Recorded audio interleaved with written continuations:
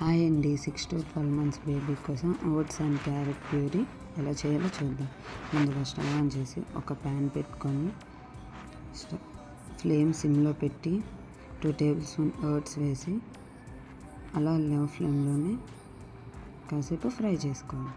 అందులోనే బాగా తురిమిన క్యారెట్ని కూడా వేసి కాసేపు ఫ్రై చేసుకోవాలి. ఒక మిక్సీ జార్ తీసుకొని ఈ ఫ్రై చేసిందంతా అందులో వేసి మెత్తగా పేస్ట్ లాగా గ్రైండ్ చేసుకోవాలి.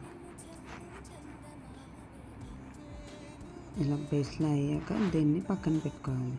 మళ్ళీ ఒక ప్యాన్ పెట్టి అందులో వాటర్ వేసి వాటర్ బాగా మరిగాక ఈ పేస్ట్ వేసి అలా కలుపుతూ కాసేపు మూత పెట్టుకోవాలి ఉడికినంత వరకు.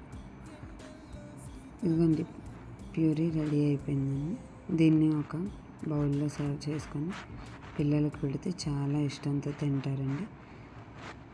6 to 12 months బేబీ కోసం oats and carrot puree ready. Thanks for